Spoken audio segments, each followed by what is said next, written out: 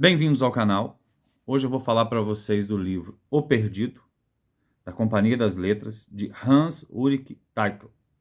É um nome alemão de pronúncia bastante enjoada para nós brasileiros. Tá? Esse é um livro de... É um livro de 98, tá? Uma edição de 2001. Eu tendo a achar todas as obras a partir de 2000, até dos anos 90 mesmo, sabe? Eu falo, nossa, mas isso é um livro novo. Eu tendo a achar que essas obras, quando eu pego uma obra que eu vejo ali a data 98, 2000, 2001, eu acho que é uma coisa nova. Eu acho que está relacionada à minha idade de repente. Mas eu acho tudo muito novo quando eu olho essas datas assim, a partir de 2000. Bem, esse livro aqui, ele trata do seguinte: nós temos uma família composta do pai, a mãe e um filho. A história é narrada da perspectiva desse filho, é o filho que está narrando, uma criança de 8 anos. E ele vai descrever o que acontece com ele a partir de uma situação que, de certa maneira, oprime e desgasta muito essa família. Tem um peso muito grande nessa família. E, na verdade, é uma ausência. Há uma ausência nessa família que traz um peso muito grande. Nós teríamos aqui, de certa forma, um personagem ausente que ele marca toda a existência desses outros personagens.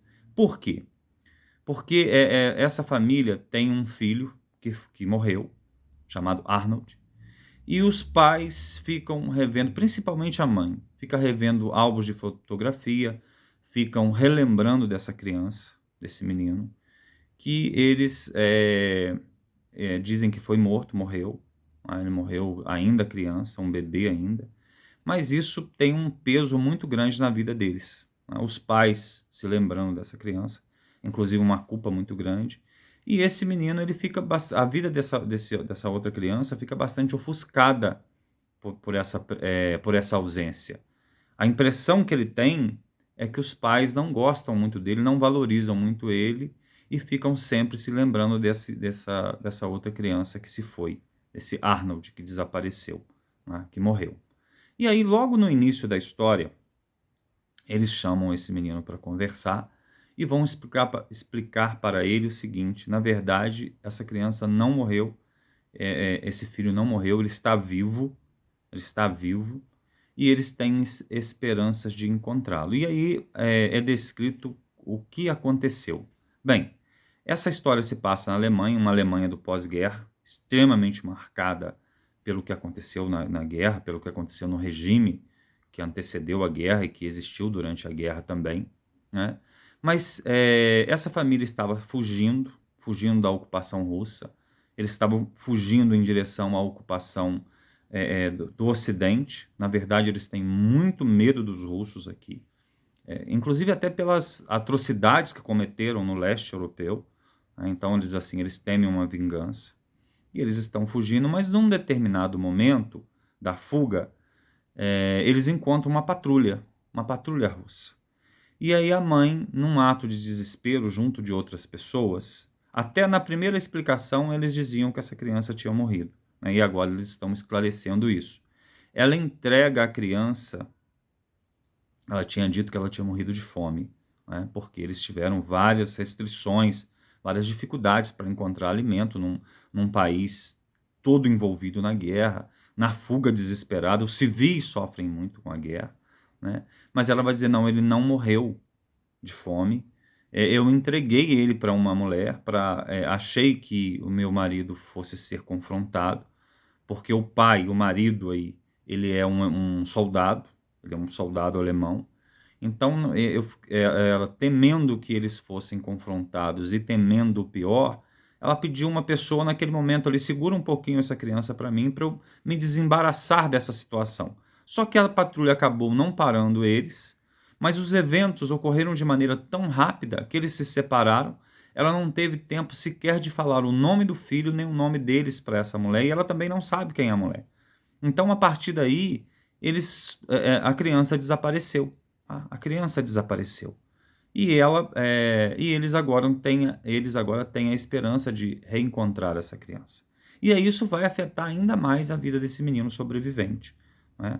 Porque se essa ausência fazia uma sombra muito grande para ele, a possibilidade dessa criança voltar, desse irmão desaparecido voltar, para ele é ainda pior, né? Então, assim, a gente tem uma ausência aqui que marca cada pessoa de uma forma diferente.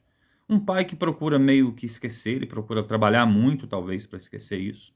A mãe que não consegue esquecer de maneira nenhuma, que ela entra num processo aqui, que eu diria até de uma depressão. E o menino que entende que a existência dele, a presença dele é ameaçada por essa ausência do irmão. O irmão tido como mais importante, como mais valioso. Então, assim, a possibilidade dessa criança voltar afeta todos eles. O desaparecimento e a possibilidade de voltar afeta todos eles de forma muito intensa e de maneira diferente.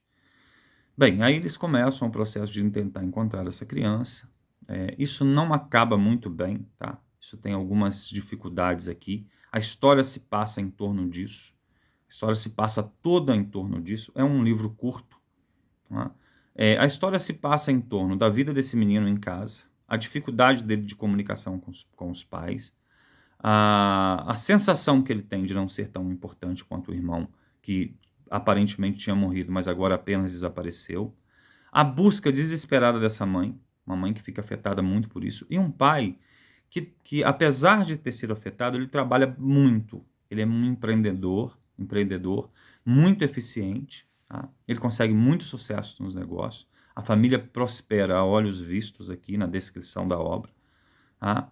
Mas enfim, a história trata disso, né? Aparece aqui uma pseudociência, aparece aqui um momento que eles tentam estabelecer o parentesco com uma criança que é encontrada num orfanato. E aí a gente tem um caso clássico aqui de uma pseudociência, tentando comparar crânios, pés, a anatomia das pessoas, né? Isso marcou muito a Alemanha também. Inclusive, essa questão antropológica, física antropológica, marcou muito a Alemanha para embasar as atitudes racistas alemãs, não só da Alemanha. Essa postura de anatomia, da fisionomia, da anatomia, da questão antropológica, biológica, né?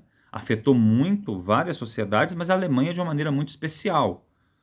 E embasou o racismo. Então aqui a gente tem uma referência muito explícita a isso, tá? Uma referência muito explícita a isso.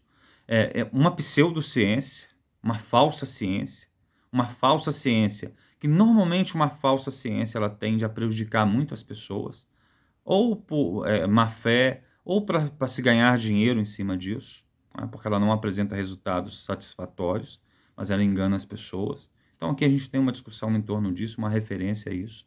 Para mim, esse livro é, de certa maneira, uma alegoria muito grande à própria Alemanha que viveu a guerra, uma Alemanha que cometeu muitas atrocidades, cometeu muitos crimes, uma Alemanha que acabou sendo devastada e destruída por essa guerra, que teve um peso muito grande em várias pessoas, mas uma Alemanha que também enriqueceu e cresceu muito economicamente após o fim da guerra, a partir da guerra, né, depois que a guerra terminou.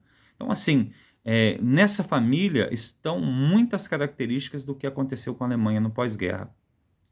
Inclusive, o fato de que a guerra afeta mesmo aqueles que não viveram a guerra, mesmo aqueles que nasceram após a guerra.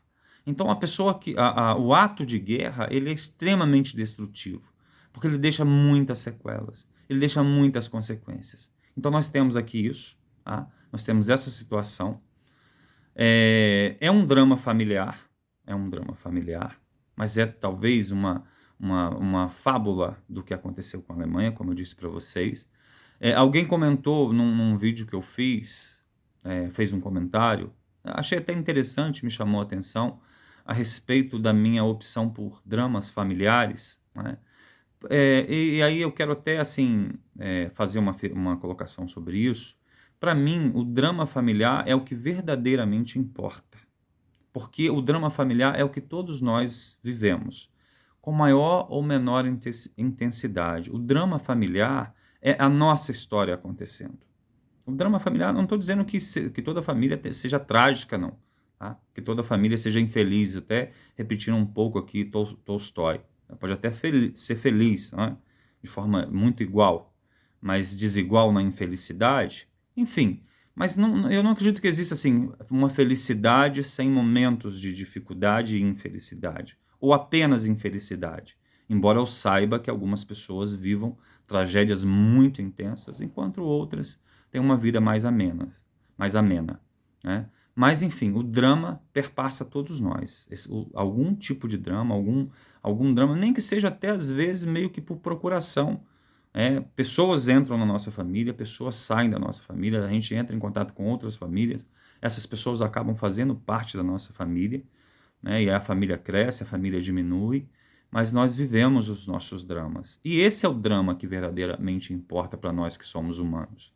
Nós vivemos eles. E para mim, também, essa é a grandeza do romance. O romance, para mim, tem essa grandeza muito grande. Não é apenas as grandes batalhas, as histórias dos reis, as grandes epopeias, mas são os dramas que o indivíduo, o ser humano comum, a pessoa comum, nós vivemos. Vivemos. Pequenos dramas, às vezes dramas que a gente até vai rir deles depois, né? Mas, enfim, para mim, esse é o drama que interessa, esse é o drama que importa, e para mim essa é a grande riqueza do romance. É transformar em história digna de ser lida, dramas simples, pessoas comuns. Bem, é isso. Espero que se vocês, que vocês, se caso tenham uma oportunidade de ler, que vocês possam ler. É um autor diferente, é uma história diferente. Eu tenho trazido essas histórias aqui mais agora nesse sentido. Não começou com esse objetivo, mas tenho trazido agora mais nesse sentido, de trazer histórias diferentes para vocês. Espero que vocês gostem. Se vocês gostarem do vídeo, gostarem do canal, deem um joinha aí, deem um like, compartilhem o canal com pessoas que vocês sabem que gostam de livro. Nem tanto pela qualidade da resenha em si, mas pelo menos para que as pessoas possam conhecer livros diferentes. Tá bom? Um abraço a todos e até o próximo vídeo.